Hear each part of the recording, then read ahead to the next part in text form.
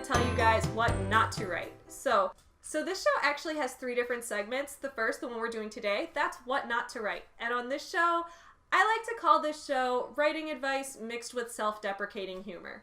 So on this, I'm going to be reading you guys the worst writing I've ever done in my life, and we're all going to make fun of me together.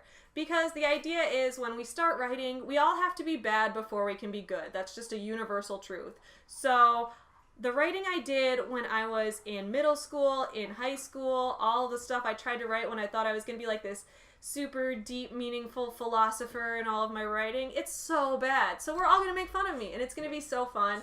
And then if you guys want me to make fun of you and you want to send me your bad writing, and then I can read it on my show and everyone can be like, wow, look how bad you used to be too. It can be so fun because we were all bad writers at one point, and I think it's important to celebrate how far we've come.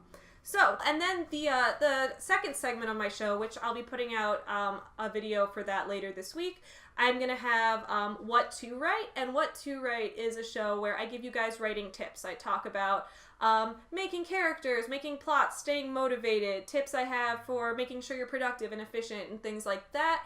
And then I will have What to Read. And on What to Read, I will be doing book reviews of awesome books by independent authors that I like, so that you guys will have some good book recommendations. Great. So today's episode of What Not to Write is called Preteen Poetry. So I don't know if you guys did this, but when I was in middle school, when I was like 12, 13 years old, I wrote a lot of poetry because I think that's the age where we're like, I am so deep, I know the world on a different level, like I have like reached enlightenment. I feel like that's what we think when we're in middle school, right? That we know everything and that we have a deeper understanding of the world, but we don't. Our understanding of the world is so bad when we're in middle school. So we try to write these things that are super deep and super meaningful and like sound like emo song lyrics and things like that. And they turn out awful. And then if you're like me, you look back on them 10 years later and say, oh my God, how could I have ever written this? This is so bad, but it's so bad that I'm going to tell the entire internet about it. Cool. So for each poem that I read, I'm going to have something called the angst scale. Every one of these poems has a certain level of angst in it because all middle schoolers have too much angst in their life. They don't know what to do with. So I'm going to start you guys off pretty heavy, right? The first poem I'm going to read to you guys, I wrote this when I was 12 years old that would be 2004, I think. So I wrote this poem like 13 years ago. It's called Crunch, and the angst level on this is at an 8. So we're already starting off high. So here we go. Guess I'm just having one of those days, the kind when nothing goes.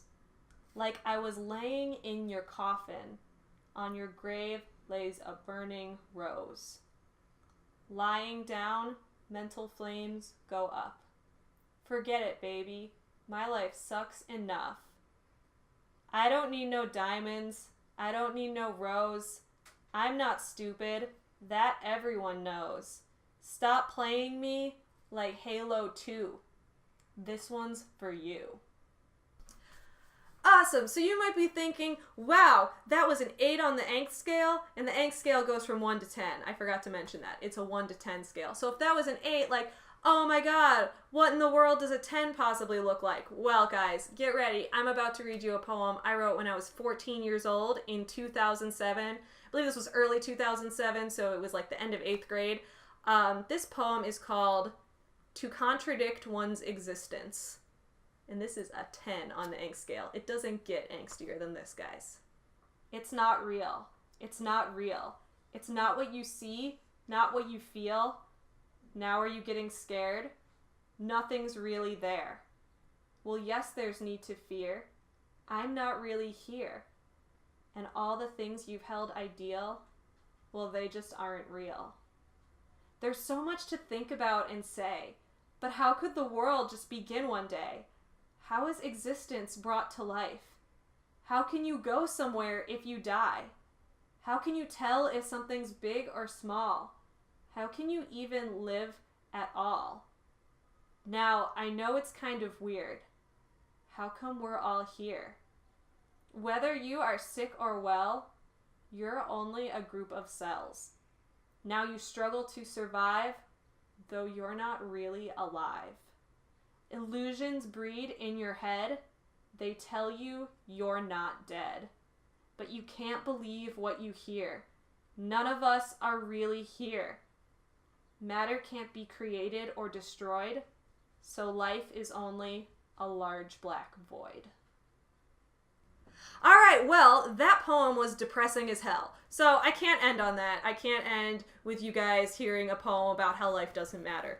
So we're going to end on a cute poem today. If there were a scale for like this poem makes you want to vomit because of how hard I tried to be cute in this poem would be a 10 on that scale, but we don't have that scale. So on the angst scale, this poem only gets a 2 because it's much cuter and not that dark. I actually wrote this poem immediately after I wrote that other poem, the one I just read. I wrote this one immediately after that. And this one is a poem I wrote for the guy I liked when I was 14. I still like him. I'm getting married to him in a couple months. So that actually worked out, but he doesn't like this poem. So like, thank God I stopped writing him stupid poems because I don't think we'd be getting married then. But yeah, so this was the summer before I went to high school. I liked this guy and we were going to spend 4th of July together. And I was like, that's so romantic, but it wasn't romantic because like our brothers were there with us and they were just like antagonizing us the whole time. And it wasn't very romantic. But in my mind, it was the most romantic thing in the world. So I wrote this poem about it. This poem is called The 3rd of July because I wrote it the day before the 4th of July. I can see we're friends. That's how it's been. But that's gonna end. We're both gonna win. I talked to your best friend all night. He thinks it's time to start. You know, I really think he's right. Or at least says my heart. It's been 2 days since we've spoken. Not that I'm keeping track. But I don't believe it's broken. I want to go forward, not back.